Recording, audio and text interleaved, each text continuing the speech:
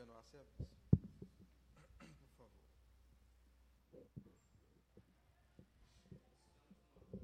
Quando tiver no ar, você avisa. Amém. Shalom a todos que nos acompanham. Shalom a todos os queridos alunos da Faculdade Teológica e também a você, nosso amigo, que também nos acompanha através dessa aula transmitida. Amém? Seja bem-vindo. Aqui é o professor William Lemos, do CIEPT, e eu sou professor dessa disciplina também de História de Israel, que é uma disciplina do nível intermediário de teologia. Amém? Nós temos 3 níveis de formação teológica: o nível básico, o nível intermediário e o nível avançado. Então, essa é uma matéria do nível intermediário, aonde nós começamos a aprofundar um pouco mais os nossos estudos. Amém? Que Deus abençoe sua vida abundantemente, que você possa aprender nessa aula, que o Senhor possa edificar a sua vida. Amém? Vamos direto para o nosso conteúdo de hoje. Hoje nós veremos nessa aula sobre a história de Israel. Vamos começar a estudar um pouco mais sobre a sociedade hebraica, ok? Vamos entender como estava organizada a sociedade hebraica, ok? No período da história antiga. Vamos observar um pouco mais sobre a economia de Israel, a cultura de Israel, a educação de Israel, muito interessante. E também nós veremos as etapas no governo de Israel, que foram divididas em 3. O governo dos patriarcas, o governo dos juízes e o governo dos reis. Ok? Então, hoje, esse será o nosso roteiro, o nosso conteúdo de hoje. Ok. Vamos ver, então, sobre a economia de Israel. A maioria, dentro da sociedade hebraica, eram de camponeses, pastores e escravos. Eles pagavam altos impostos ou então serviam em vários trabalhos como serviço militar. Acima deles estavam os burocratas e os comerciantes. E no topo da lista estavam os grandes fazendeiros, proprietários de terra, a família real, que estava no topo, e os sacerdotes. Ok? Então, você está aí com o nosso esquema. Se não tiver, você pode solicitar. Está disponível nas nossas páginas. Mas quando nós fazemos a pirâmide social de Israel, nós veremos, então, embaixo, ok? Na classe mais humilde, digamos assim, nós temos camponeses, escravos e pastores, okay? Que pastoreavam rebanhos de animais. No intermediário, aí classe média, nós teríamos os comerciantes e os burocratas, ok?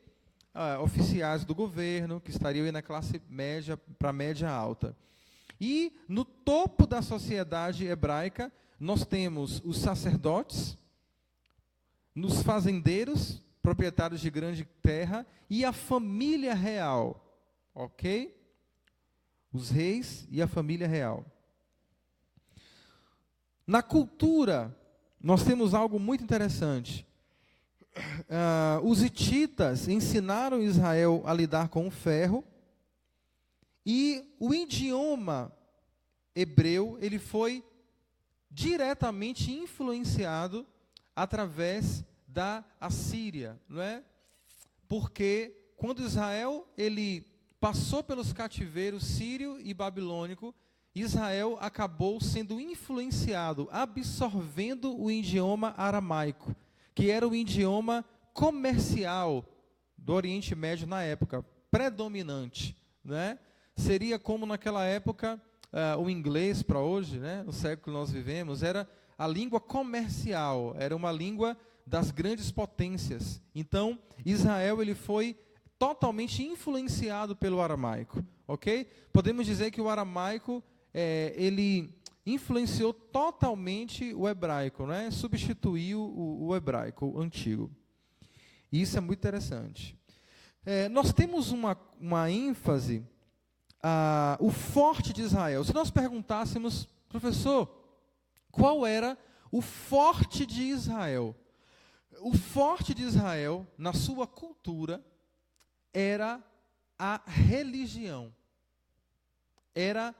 Ou seja, aquilo que mais destacava Israel, a sua economia era uma economia agrícola. Ok? Predominantemente a economia de Israel ela era agrícola. Isso só foi aí mudado lá na frente, no terceiro rei de Israel, que foi Salomão, que foi filho do rei Davi, aonde instituiu outras formas de negócio e câmbio. Mas predominantemente era agricultura. Mas o forte de Israel era a educação religiosa. E isso é algo muito interessante. Para vocês terem ideia, resumidamente aqui, porque não é para a gente aprofundar tanto nisso, mas a educação religiosa, ela começava nos primeiros anos de vida da criança. Primeiro que na cultura judaica, quando uma criança nasce, ela já ouve citações da Torá, que é o livro sagrado dos judeus. Mas em termos de formação, a partir dos 3 anos de idade, a criança ela começa a ser alfabetizada. Ou seja, sua formação religiosa, para que ela seja um sacerdote, né, um rabino, ela começa aos 3 anos. Imagine que coisa interessante. Aos 3 anos a criança já era alfabetizada. E sua alfabetização começava pelo livro de Levítico. Que coisa, né? O livro dos sacerdotes, o livro que já começa falando sobre os sacrifícios. Então essa criança ia dos 3 anos até os 13 anos, quando ela aí fazia o bar mitzvah, que era aí uma formação de base, aonde esse jovem, essa criança, ela era considerada já uma criança madura, digamos assim, já era responsável pelos seus atos. Então veja que coisa interessante, do início da sua formação até o primeiro nível de formação, a criança passava 10 anos estudando, para ela fazer o bar mitzvah. Só aí ela tinha o direito de fazer a leitura, né, da Torá, abrir o rolo. Olha como Israel prezava pela questão educacional e cultural, e isso se preserva em grande parte até hoje. Depois dos 13 anos, a criança continuava, 15, 18 anos, ela ia aprender preceitos do casamento, e ela continuava estudando, e somente aos 30 anos de idade, quando a criança hebraica se tornava um jovem, ela poderia ensinar outros. Antes disso, não. Ou seja, vamos fazer o cálculo. De 3 anos até 30 anos, nós temos aí 27 anos de formação, de estudo, para se formar um mestre, um rabino. Ou seja, para que a partir daí, aquela pessoa pudesse passar a ensinar. Olha que interessante. Qual foi a idade que Jesus começou o seu ministério? 30 anos. Por quê? Exatamente por causa disso. Jesus passou por todos os níveis de formação da educação judaica. Jesus começou aos 30 anos, não foi à toa, não foi por acaso. É porque pela lei judaica, um jovem só poderia começar a ensinar, ou seja, ele só poderia receber a consagração para transmitir o ensino próprio a partir dos 30 anos. Por isso que Jesus começou o seu ministério aos 30 anos, porque ele poderia então receber a consagração de um rabino, de um rabone, de um rabi, para que pudesse ensinar. Então você vê, com esse relato que eu estou te dando, essa, entre aspas, essa abreviação, o forte de Israel era a sua espiritualidade. Ok? Se você olhar a história de Israel, todas as vezes que Israel estava bem espiritualmente, ele estava bem economicamente, bem no governo financeiro, bem na liderança, mas toda vez que Israel estava em declínio na parte espiritual, Israel também estava em declínio, na parte econômica, financeira, bélica. Isso é muito interessante, ok? E nós vemos e sabemos, quando nós estudamos a história de Israel, que Deus escolheu Israel como a nação sacerdotal. Ou seja, qual é a função de um sacerdote ou de uma nação sacerdotal? É de levar as pessoas a Deus. É de apresentar as pessoas a Deus. É de conduzir as pessoas até Deus, através da sua vida, do culto, né? E isso é um papel de Israel muito interessante, inevitavelmente inegável. Ok? Agora vamos ver as etapas da história de Israel. Ok? Nós tivemos 3 etapas do governo de Israel. Vimos um pouco disso na última aula. A primeira etapa foi a etapa dos patriarcas. Ok? Então, os patriarcas, eles eram os líderes da comunidade, da família. Ok? Então, o pai, ele era responsável em transmitir para o filho todo o legado, ou seja, todo o conhecimento, a aliança, os preceitos da fé, a aliança com Deus, o pai tinha que passar para o filho. Vimos que Abraão recebeu de Deus, né? Se nós, na verdade, olharmos lá no comecinho, nós vamos ver muita coisa profunda, né? Na verdade, Deus entregou a aliança a Adão, aí a descendência de Adão foi indo, e aí chegou até Noé, depois que chegou até Sete, de Sete, originou ali os descendentes de Abraão e por aí foi. Então, nós vemos, na verdade foi o contrário, né? Exatamente, de Noé chegou até Abraão, toda a descendência de Sete. Se nós formos olhar e estudar a origem, nós vamos ver que isso é muito lá no comecinho. Mas para que você entenda aqui especificamente sobre Israel, que é quando nasce a nação de Israel, você vai ver que os pais eram responsáveis em fazer a transmissão. Então era uma transmissão paternal de legado, através do pai, né? Através da vida, através da transmissão oral. Aqui não havia ainda uma cultura tão forte escrita, né? Era mais oral. Depois, o que aconteceu? Nós sabemos todo o contexto, vimos na última aula, né? Israel passou por vários períodos, o período dos patriarcas, depois entrou nos períodos dos clãs familiares, ou das tribos familiares. Então houve uma grande seca na região de Canaã, da Palestina, e aí Israel foi para o Egito, migrou para o Egito. Dali, as 12 tribos, que eram do neto de Abraão, Iacove, que significa Jacó, eles cresceram, tomaram posse de nação e saíram para o deserto.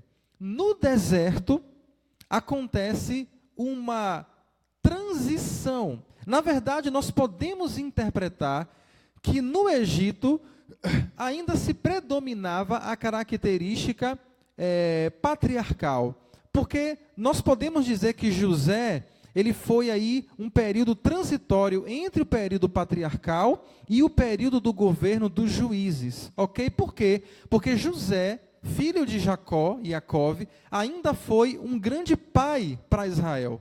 Por causa dele que a nação não morreu, que as tribos não morreram. Então o que acontece aí? Algo muito interessante. O que acontece aí é que no deserto, não mais a liderança ela estava do povo com uma pessoa, um pai, mas a liderança ela é compartilhada através dos juízes, que eram na verdade os líderes das tribos, que tinham o papel de julgar coisas relacionadas ao povo, ok? Mas repare que a ordem hierárquica, ela era uma ordem teocrática. Deus sempre teve um modelo de governo teocrático. O que significa isso? Significa que o poder era de Deus. Por quê? Como era passado a orientação e o ensino para que se obedecesse às leis a partir do deserto? Deus falava com Moisés. Moisés falava com Arão, que era o sumo sacerdote, um grande líder. Arão falava com os seus filhos. Depois, Moisés ensinava a Arão, que reunia e ensinava para os seus filhos, que reunia e ensinava para os líderes, que reuniu e ensinava para todo o povo. Então essa era a ordem hierárquica, a cadeia de governo de Deus. Partindo de Deus, a parte espiritual, Moisés, sumo sacerdote, líderes de tribo, chegando até o povo. Ok? Mas a partir daí, há uma alteração. Por quê? Porque esses juízes, eles passam a governar, a ajudar nas decisões, no julgamento do povo. Então há uma repartição da autoridade de Moisés sobre os líderes, para que eles também usassem a autoridade e fizessem o julgamento. Esse modelo dura 460 anos e vai até o profeta Samuel. Lá, ou seja, esse modelo de governo, ele começa ainda no deserto, e ele permanece quando Israel entra na terra prometida, na terra de Canaã, e vai até 460 anos, até o governo do juiz Samuel, que era também um profeta. Ok? O que nós vamos ver aqui é algo muito interessante. Após a morte de Josué, que foi o sucessor de Moisés, houve aí um declínio espiritual de Israel. Israel teve muitas fases, né? Fase de ápice espiritual, declínio, e coisas muito importantes se perderam. Uma delas foi justamente a adoração no tabernáculo, que foi instituída no deserto. Depois da morte de Moisés, houve um declínio espiritual. Então o que aconteceu? Quando Samuel era juiz, o povo pediu a Deus que fosse instituído uma monarquia. Por quê? Porque o povo de Israel olhava os povos ao redor e via que um rei governava a vida deles. Ou seja, na verdade, Israel foi tentado a mudar o seu regime de governo. E nós vamos ver na frente que esse regime não deu tão certo. Porque de todas as monarquias, a que foi mais forte, a única que conseguiu juntar todo o governo de Israel, todas as tribos, foi o reinado de Davi. E todos os outros, praticamente, nunca conseguiram governar toda a nação. Foi um fracasso a monarquia, nós podemos dizer assim. Então, o que acontece? O povo, então, pede o rei. Deus, então, cede a Israel que escolha um rei. E o primeiro rei de Israel, a primeira monarquia, foi exatamente Saul, primeiro rei de Israel, da tribo de Benjamim. Então, a partir de Saul, houve ali, depois, antes da divisão, houveram 3 reis, que foi Saul, Davi e Salomão. Ok? E os 3 reinos com características diferentes. O reinado de Saul foi um reinado composto por muitas guerras. Israel tinha principalmente os filisteus como inimigos. E o reino de Saul, ele foi um reino composto por percas de batalha. Israel estava muito fragilizado. Israel, antes, na verdade, do reinado de Saul, Israel já estava passando por uma fragilidade econômica muito grande, porque os povos vizinhos invadiam a terra de Israel, saqueavam suas plantações, roubavam suas colheitas, né, roubavam a riqueza de Israel. E se nós olharmos o histórico, nós veremos que isso aconteceu, como eu falei antes, por causa do declínio espiritual. Israel negligenciou a parte espiritual, religiosa, e começou a se enfraquecer. No tempo de Josué, não houve a tomada de todo o território que era para ser de propriedade de Israel, e isso lá na frente trouxe consequências duras. Então, Saul assume o trono para tentar, pela vontade do povo, fortalecer a nação de Israel. Mas o reino de Saul, ele não foi um reino bem sucedido. Saul, ele foi destituído do seu trono pela desobediência a Deus e por quebrar princípios espirituais. Então Davi assume o trono. Primeiramente, Davi assume grande parte de Judá, e depois, no final do seu trono, Davi então assume todo o império. No governo de Davi, Israel teve uma grande estabilidade. Davi, grande parte do seu trono, travou muitas guerras, principalmente contra os filisteus, mas Davi conseguiu estabilizar o governo. Israel então cresce economicamente. Davi restitui a qualificação espiritual de Israel, né? Até conhecido o tabernáculo de Davi. Davi reinstitui a adoração em Israel, organiza o culto, né?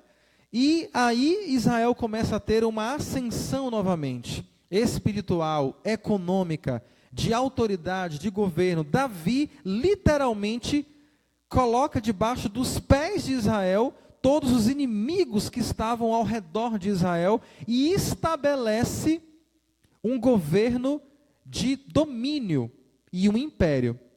E deixa tudo pronto para o seu sucessor, que foi o seu filho Salomão, o filho que ele teve com Betseba. Então aí o que acontece? Salomão, então, inicia o seu governo com estabilidade. Davi, ainda durante muito tempo, teve um período de muita guerra, muito derramamento de sangue. Mas Salomão, ele faz um tipo de governo mais diplomático, alianças políticas. Salomão tem tempo para fazer grandes construções, tem tempo para desenvolver relatos de sabedoria, reflexões de sabedoria. Porém, nós vemos que Salomão cometeu erros gravíssimos no seu reinado.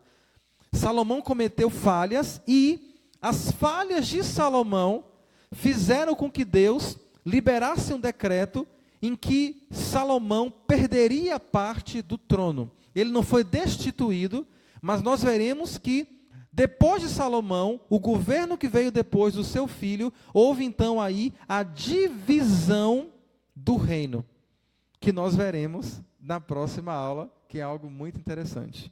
Ok? Então, recapitulando, antes da divisão dos reinos, tivemos 3 reis dentro do governo de monarquia: Saul, Davi e Salomão. Ok? Então, encerramos aqui essa aula de hoje. Espero que você tenha aprendido bastante sobre Israel.